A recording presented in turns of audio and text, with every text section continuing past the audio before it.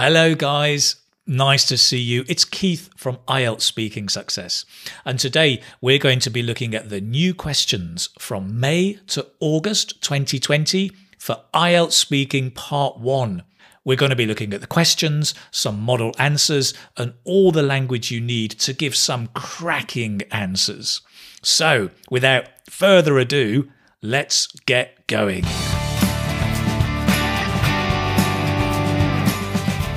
Hi, so my name is Keith and I run IELTS Speaking Success, the website, the YouTube channel and the Facebook page and group. So if you haven't followed me in all of those places, click on the links below. You can even find me on Instagram nowadays.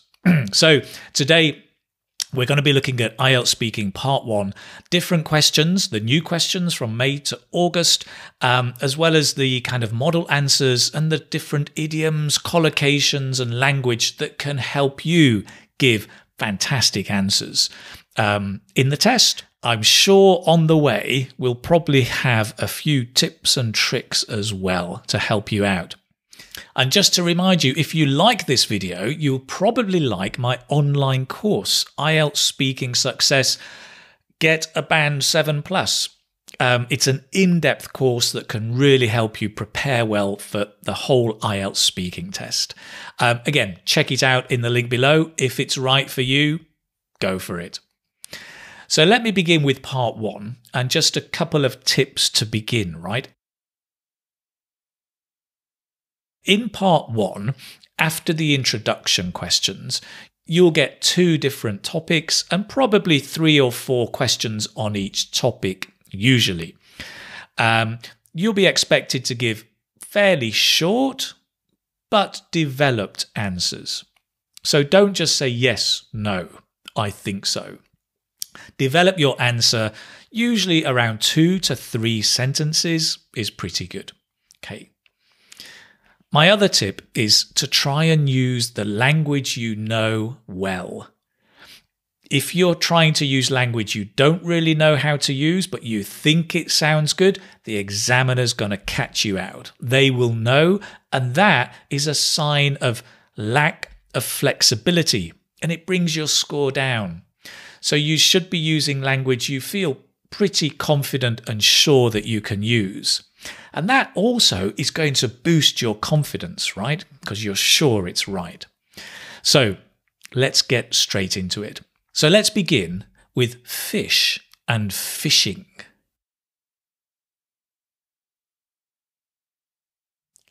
So here are the questions. Why do people go fishing? Do you like eating fish? Where can you see fish?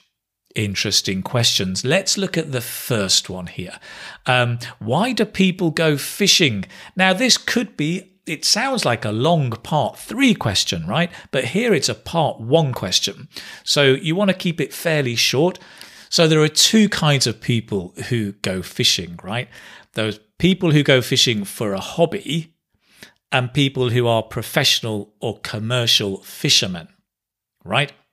So if we're talking about people who do it for a hobby, interestingly enough, we call these people anglers, right? I'm an angler, means I'm a fisherman, an amateur fisherman, right? Not professional. So angling is the sport of fishing. So if we're talking about people who do it for a hobby, I think that they like to go fishing to kick back, to relax, to take a load off their mind and kind of disconnect from the day-to-day routine. It's a great way to get close to nature and just chill out. Some people even just like to kill time. There's nothing else to do in the day, especially retired people. Now, if we're talking about professional or commercial fishermen, well, for them it's their livelihood, right? It's their bread and butter. They have to put the food on the table, and I'm not talking about fish. They have to earn a living to give their family. So that's why they go fishing. It's interesting. We do talk about fishermen, so a fisherman, plural fisherman. It sounds the same, I know, but it's with an E. The word fisherwoman and fisherwomen does exist, but it's very rarely used. And interestingly, most professional or commercial fishermen who are women prefer to be called fishermen, female fishermen. Isn't that interesting? It's apparently something to do with the pride in their job of being fishermen, and they prefer female fishermen. Interesting. Now, actually, I've been fishing a few times. I went fishing when I was younger, when I was in my teens.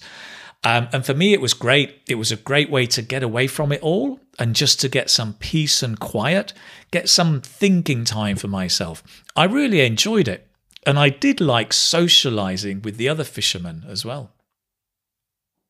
So there you have it. Next question. Do you like eating fish? Yes, I'm a big fan of eating fish. I think it's healthy and nutritious. I think it's fairly well known that fish is a good source of omega-3. It's a good alternative to meat. So we tend to eat fish 2 or 3 times a week in my house. What about you? Do you like eating fish? Now here, you could talk about different kinds of fish and different ways of cooking fish. In England, we are big fans of, well, you may know, fish and chips, right? Where we put the cod, usually a cod, in deep batter and deep fry it. Not deep batter, we put it in batter and then we deep fry it.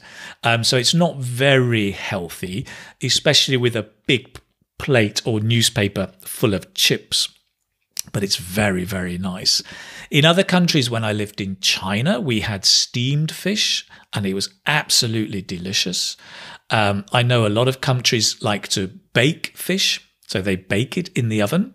And it's a kind of steaming effect because it's wrapped up in tin foil with maybe a few onions and white wine or some kind of sauce, and it steams in the oven. It is delicious.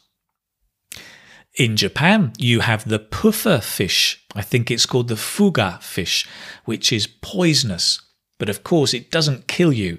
Well, usually, if you take, they have a special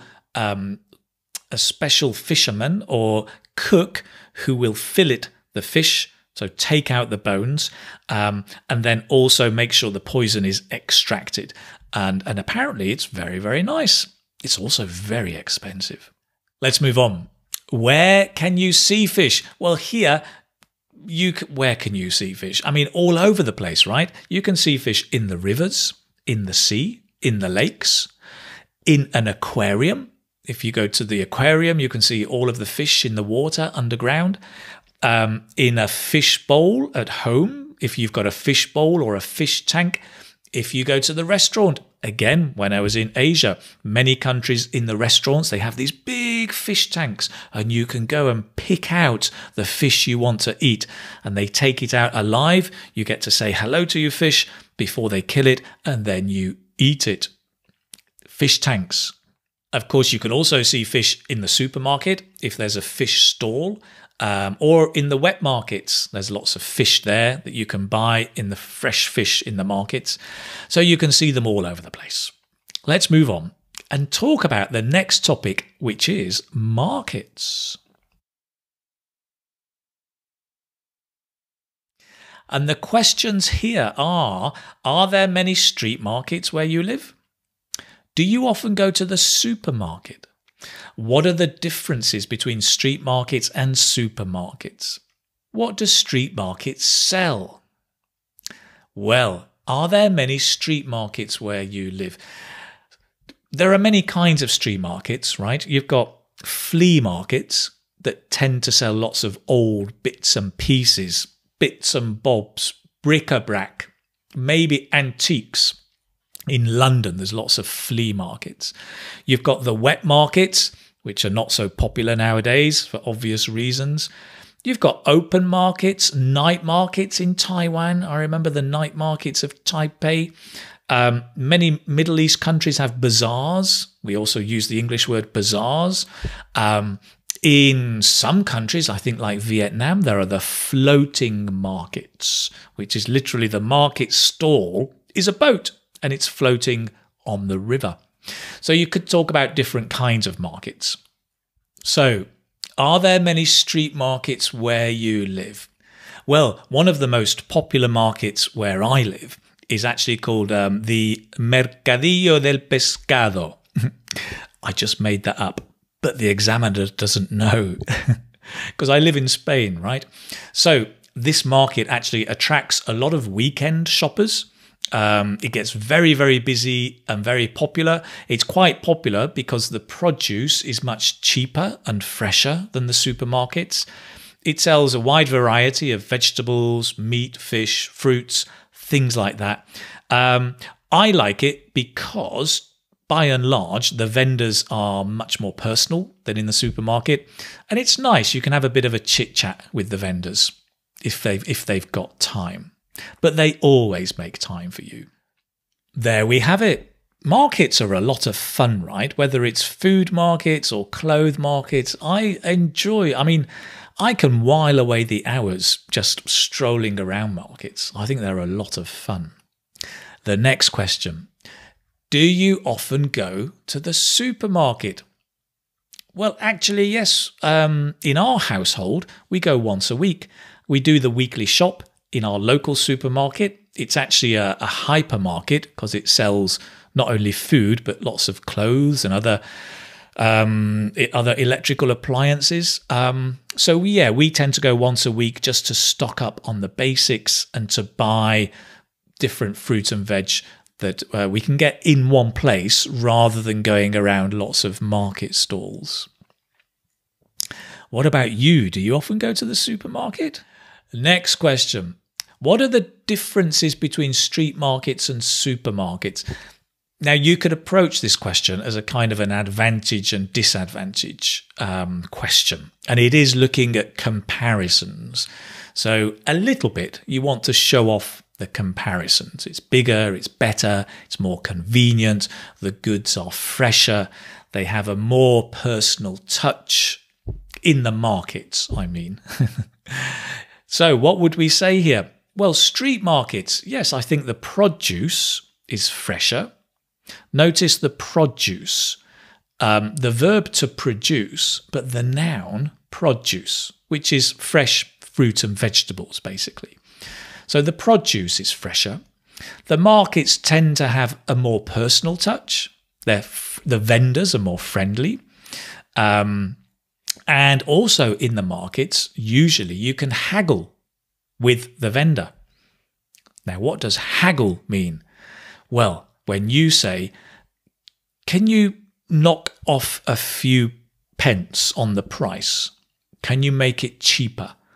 And the man says, or the woman says, no, it's €3.50. And you go on, €3.20. And they go, no, okay, €3.30. And you go, €3.25. And you're haggling, right? You're negotiating the price. So in markets, you can haggle. On the other hand, in supermarkets, what can we say about them? You can't haggle because the prices are fixed, right? Supermarkets are much more convenient, usually to get to, and also to do your shopping all in one place. So we often call that a one-stop shop, a one-stop shop because you stop in one place and shop everything. So it's a one-stop shop. You don't have to go, you can just say one-stop shop. Keep your mouth shut. Supermarkets typically have a wider range of goods, so there's more choice, more variety of things, right? You can pick up anything from blah, blah, blah to blah, blah, blah. That's a template.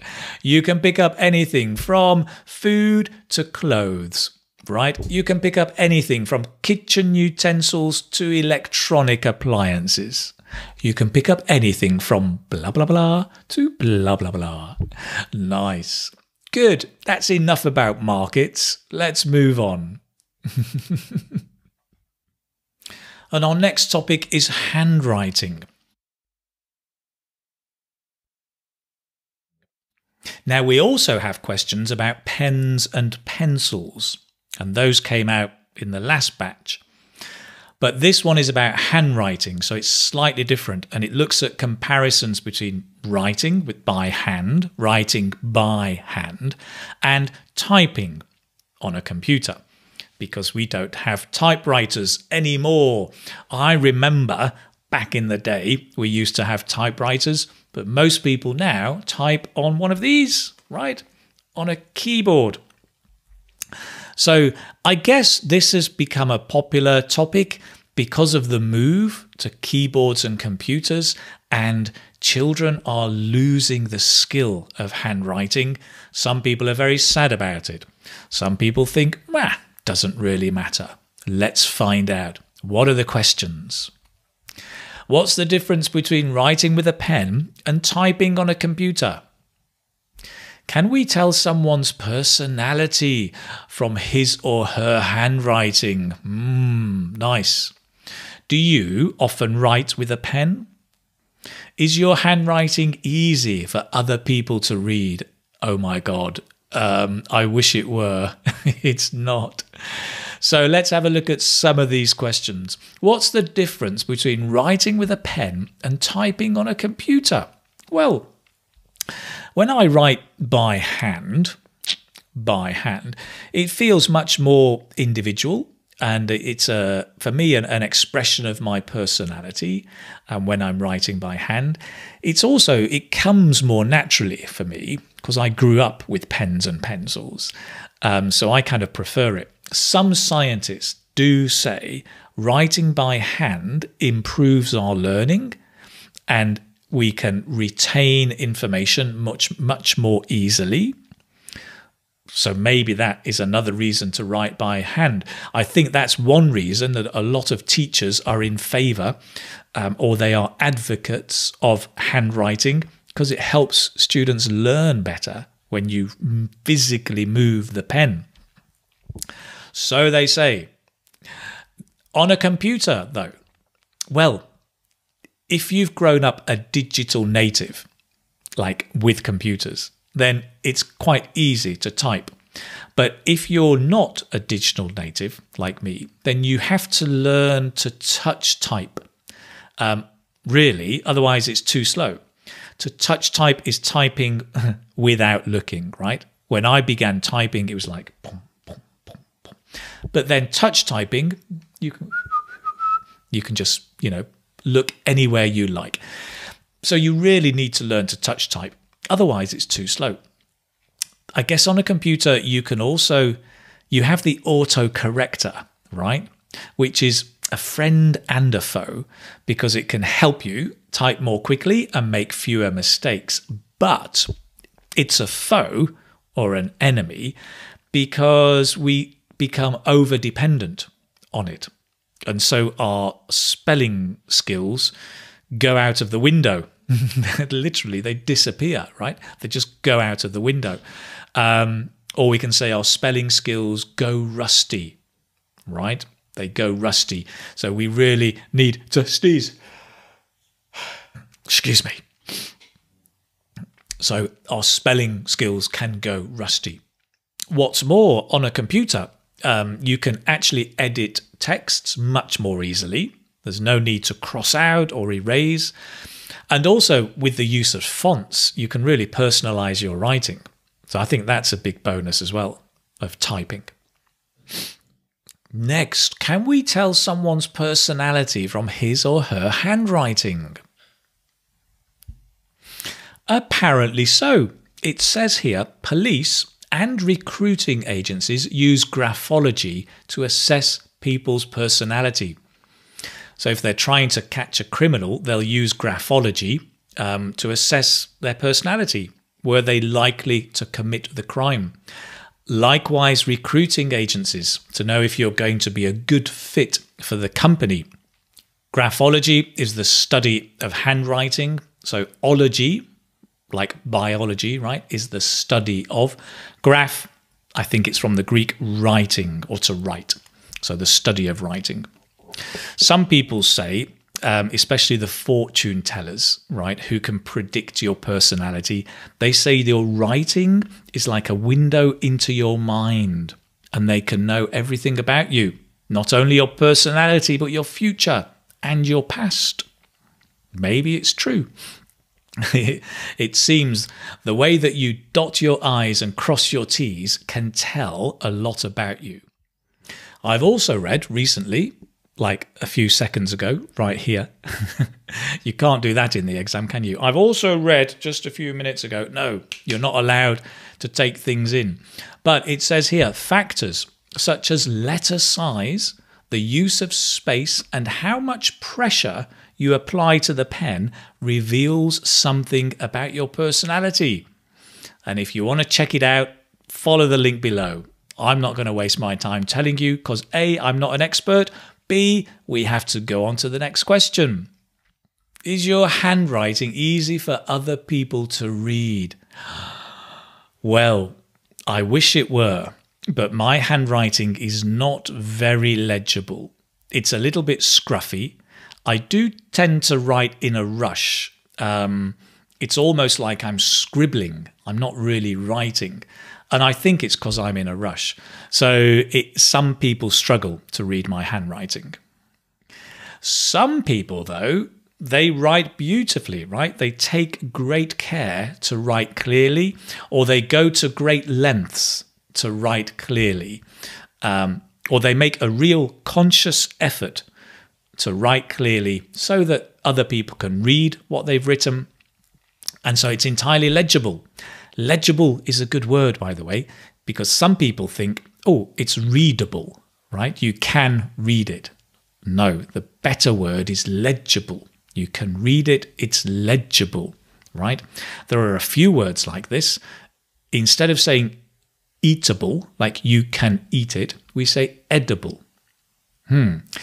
Instead of saying drinkable, like you can drink it, you should say potable, right? Potable, edible, legible. Nice words. Learn them. Let's move on. Next, we're going to look at plants.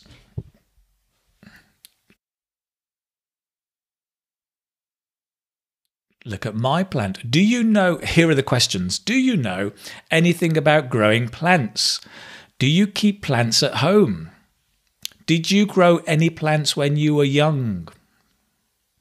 So let's take the first question. What can we say here?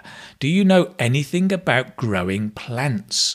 Well, there's the expression to have green fingers, right? So if you're good in the garden and good with plants, you say, I have green fingers. So maybe you have green fingers and you know a lot. But most people, like me, have no idea about growing plants. So you could say, well, I'm out of my depth on this topic. I'm out of my depth, which means I'm out of my comfort zone on this topic. Or I haven't got a clue. I have no idea. I'm clueless, to be honest. So all of those mean the same. I don't know, right? I'm clueless, to be honest. But I've heard, I'm sure somebody has told you, I've heard that they need a lot of water and that they need some kind of nutrition. I'm clueless, to be honest, but I've read that you need to water them regularly and they do need some kind of nutrition. A common expression here is to say, I don't know much, only that you should do this, right? Only that. I don't know much about growing plants, only that they need watering. I don't know a great deal, only that they need some sunlight to grow. Don't worry if you don't know about things, right? You can use that expression, I've read that, I've heard that, I've read that indoor plants purify the air. I've heard that plants are good for our health because they give us oxygen. So you can always talk about what you've heard or, my mother told me. It's what somebody told you.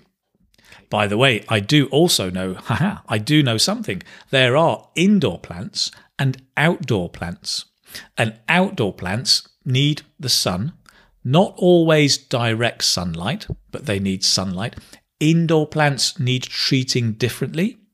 Maybe different nutrition, different temperature, different frequency of watering. Let's move on. Do you keep plants at home? Hey, do you? I do. I have a few plants at home. Well, we have a couple of plants in our house. In fact, more than a couple. We have 2 spider plants and a few others. I don't remember the exact name of them, but we have quite a few potted plants indoors because I think it really brightens the place up. It can sprucen up the whole environment, and it just makes us feel closer to nature. I find personally that plants have a calming effect and make me relax. They can put me in a good mood. And apparently they even help the indoor environment by giving out lots of oxygen. By the way, if you want to know, some of the most popular indoor plants are spider plants, yucca, aloe vera. I always used to think that was hello Vera, aloe vera. There's not Vera, it's a woman's name. Aloe vera, which is a medicinal plant, right? It has medicinal properties that is good for your health as well. And of course, cactus or cacti in the plural are very, very popular. And what else is popular? Cactus. Oh, and of course, bonsai. Right? The little trees, they look like little trees. Those Japanese plants, bonsai, very popular. They're making a comeback. Great, let's move on. Great, now we're going to move on to the countryside. Ooh, that reminds me. A very big house in the country. Do you remember Blur? Country, watching afternoon repeats and the 38s in the country. Blur. That's showing my age. That's going back. The 1990s, although I was more of a fan of Oasis. Oasis, being from Manchester, as I am. But yes, the 1990s. Gosh. Let's come back to the 2020s. May to August questions. The countryside. And here are the questions. What do you usually do in the countryside? Have you ever lived in the countryside? Would you enjoy living in the countryside? And will you live in the countryside in the future? Who knows? But let's have a look at this first question. So, what do you usually do in the countryside? Well, you can talk about hiking, picnics, fresh air, scenery, all sorts of things. This is what I might say. Whenever I can, I try to go out into the countryside or make it out into the countryside. We often go for country walks. We might drive out to a village, park the car, and then go for a hike. It's great just to take in the scenery and the fresh air. I do like to visit these quaint country pubs and go for a meal or just for a drink, depending on how much time we have. Another thing you could mention is sometimes we go to the countryside to visit the farms. And it's really interesting. There are different kinds of farms.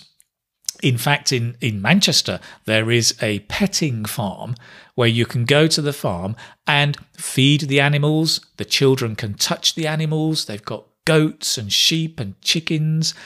It's quite a popular thing. Probably not so popular nowadays with the coronavirus, but visiting farms is another nice activity to do in the countryside.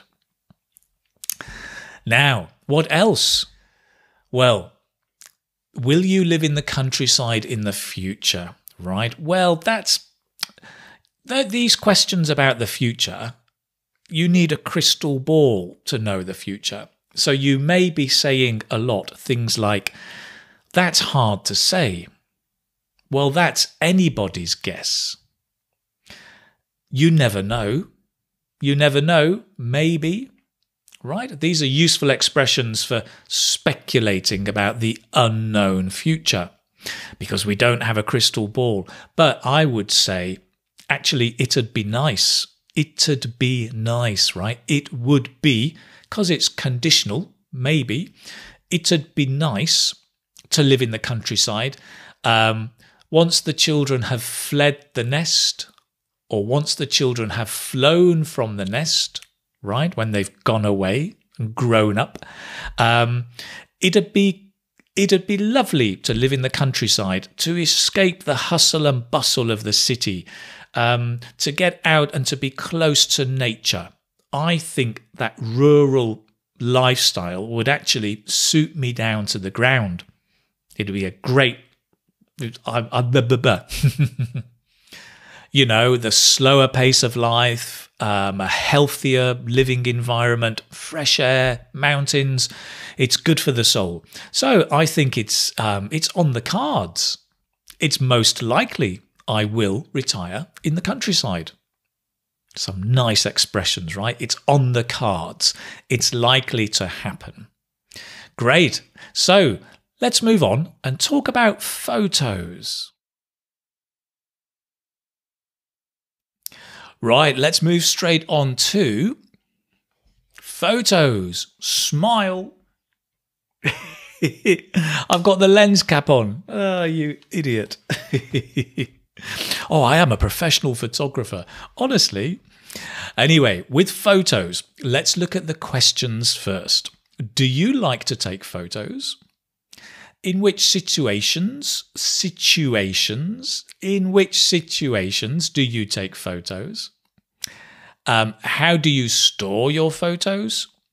Do you prefer to take photos yourself or have other people take photos?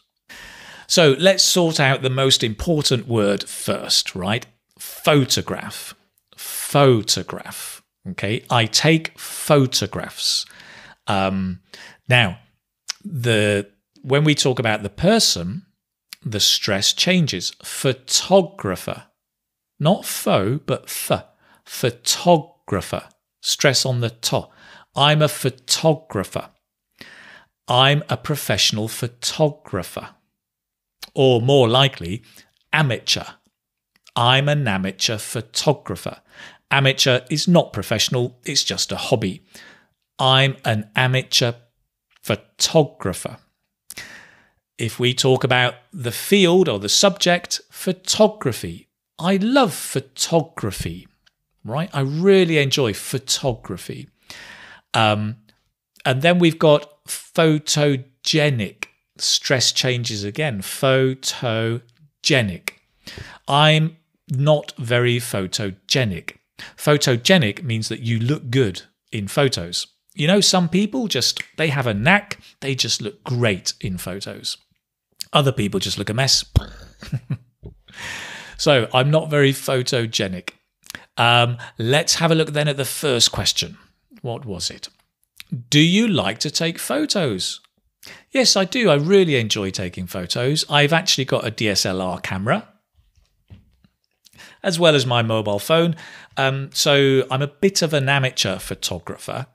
And so I do like to take snapshots in the countryside of landscapes, but also at parties with people. I love kind of trying to capture the moment and to see somebody's face or that special movement.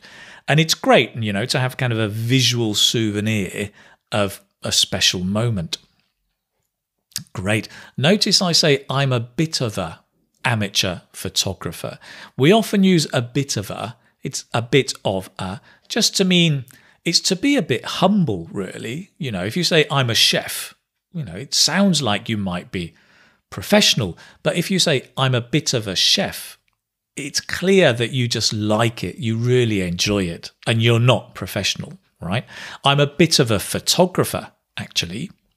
I really enjoy it. Excellent. Next question. In which situations do you take photos?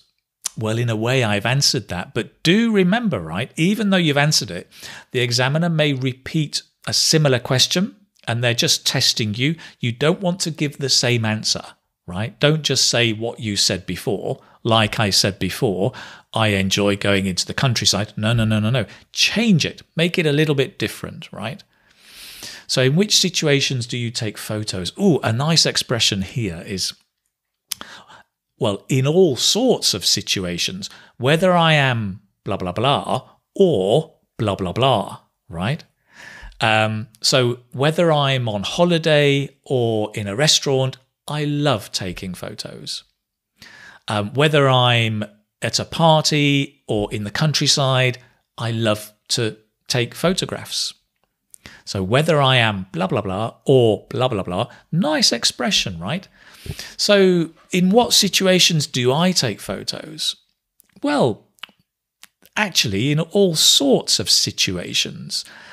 Whether I'm hiking out in the mountains or whether I'm at the beach with the family playing on the sand, I love to try and capture the moment and take photographs. Although I do have to be careful at the beach or on the beach because sand can get into the camera. So I'm a bit careful with that. Great. Great. I also sometimes get into trouble with my wife or my friends because I love taking photos and it's tempting to shoot everything in sight. So I do strive to try not to live behind the lens of the camera. Otherwise you miss the real moment, right? And I think it's really important to savor the moment too. Something like that. Some nice expressions there, okay? So to live behind the lens of the camera, you see that, right? Sometimes when you're at a, oh, says Keith, breaking his DSLR. Sometimes when you're at an event or at a school event, you see all the parents, little Tommy, come on. And they're not watching Tommy, they're changing the focus on their phone. And then they record or take photos that they never look at again. So I think it's important that we strive, right? To strive is to try hard. Strive not to live behind the lens of a camera. Keith's tip, lifestyle tip number 322. Great. Next question. How do you keep your photos? So keeping your photos or storing your photos is, where do you put them once you've taken them?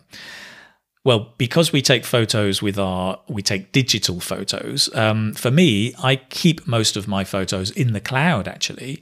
I do have some stored on my phone, but there's never enough storage space. So I usually upload them onto Google Drive so that they sit in the cloud. Actually, I also have some paper photo albums. You know, the old-fashioned 1990s photo albums where we used to develop the photos and stick them and put them into a photo album. Great souvenir. So I also still have those photo albums. And the final question, do you prefer to take photos yourself or have other people take photos? Well, to be honest, most of the time, I like to take the photos. I like to take photos of other people and of the scenery because I'm a bit of a dab hand at photography. As I said, I'm an amateur photographer, so I like to do it. Also, I'm a little bit camera shy. I'm not very photogenic. So I prefer not to be at the center of the photo. So if people are taking photos, I'd rather not be in the photo. I'd rather shoot the other people in the photo. Yeah, I don't mean shoot them, although some people maybe, but no, I mean shoot the photo. And that's it. Excellent. And of course, you probably don't want to leave the topic of photos without mentioning selfies, right? I love taking selfies. No, I hate selfies and I hate other people's selfies. Sorry, guys. Selfies, nice word to use, right? To take a selfie. Brilliant. Let's move on to the next topic. Right, let's move on and look at plans. And here the questions are, what is the hardest part about making plans? What is the most recent plan you made? Do you make plans every day? Are you good at managing your time? So, well, let's have a look. What's the hardest part about making plans? Well, I think there are two kinds of plans, right? There are short-term plans and long-term plans. So if we're talking about short-term plans, like what are we going to do at the weekend, I think for me, the hard part is getting the idea. It's the ideas stage, the brainstorming that's difficult. The logistics is actually quite easy. The booking the flight, booking the hotel, driving, all of that is fairly straightforward. If we're talking about long-term plans, and let's say, for example, work plans, let's talk about work plans. If we're talking about work plans, I think that one of the biggest challenges is meeting deadlines that you have to do. So planning around deadlines is difficult, and the uncertain future. So not knowing how things will pan out in the future, how things will develop in the future. That uncertainty is a real challenge and a real barrier because nobody really knows what the future holds. So it's hard to make plans for the future, especially in the long term. Oh, and another thing, of course, procrastination. You know, when you're sitting on your bum and you don't want to work, you'd rather watch Netflix. Procrastination, where you're putting things off and delaying them, that really holds me back, and it holds a lot of people back. So yes, procrastination is also a problem with making plans. Nice.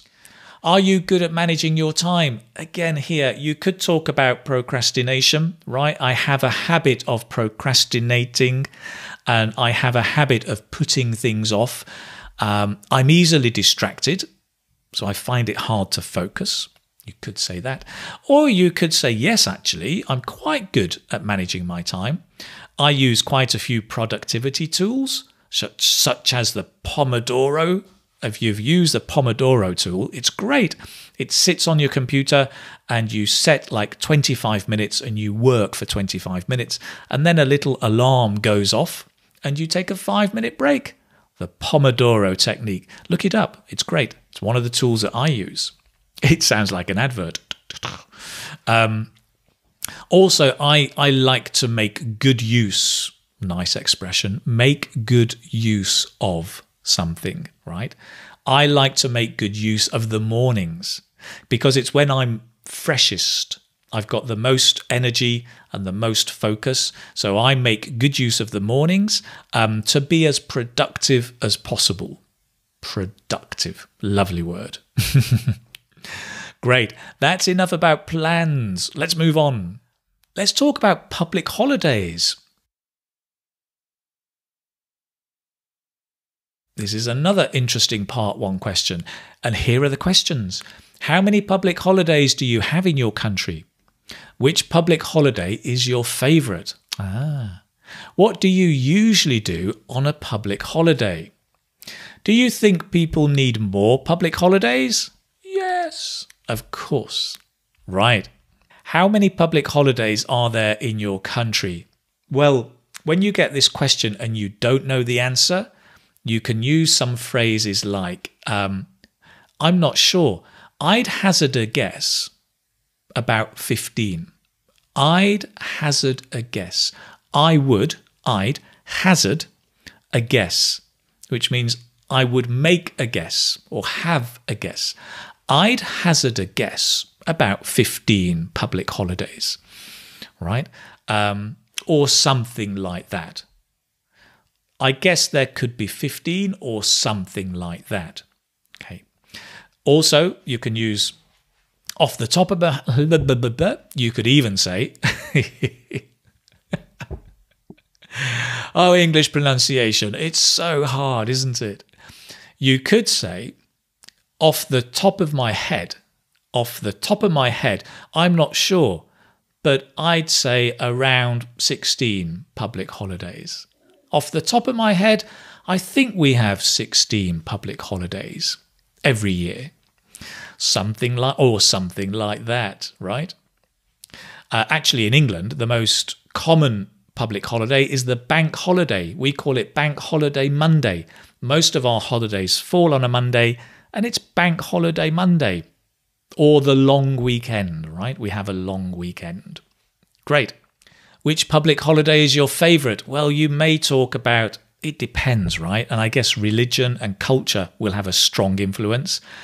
For British people, for me, Christmas, Easter, these are, or the May the 1st public holiday when it's springtime and everybody starts to go out into the parks. It's because it's the weather is getting nice.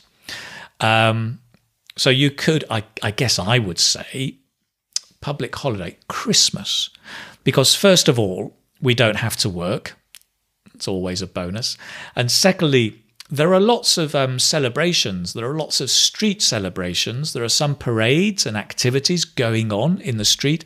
And it's a real family affair where everybody can get together, have some food, maybe have a drink and catch up with each other. Also on that public holiday, we do have some special food. Typically, we eat blah, blah, blah, blah, blah, blah, blah. Whatever you eat. Chicken or turkey or something else. Great, I'm sure you will have your own favourite public holiday. I wonder what it is. Great, guys, so that's it. We've seen quite a few of the new questions for May to August 2020. I hope this gives you some ideas, some nice language, 1 or 2 idioms, and great pronunciation most of the time. I get tongue-tied sometimes, but I hope it helps. Remember, if you like this video, you may also like, sound like Amazon, you may also like my online course, IELTS Speaking Success, Get a Band 7. It's an in-depth course. It looks at part 1, 2 and 3. It can really help you with your speaking to move it up to the Band 7 and above. Check out the link below if you like it, and if it's right for you, go for it. Brilliant. I look forward to seeing you soon. Keep your eyes peeled like peeling an apple. Keep your eyes open. Keep your eyes peeled for the next video where I'll be looking at some of the new part 2 questions, May to August 2020. Great. In the meantime, if you've liked this video, please do share it, subscribe, tell your friends, tell your colleagues, tell the whole world. IELTS Speaking Success is here to help you speak better English, give better answers and get a higher score on the IELTS speaking test. You can check out all of my work on my website, IELTSSpeakingSuccess.com. Can't wait to see you soon. Thank you for watching. Take care. Bye-bye.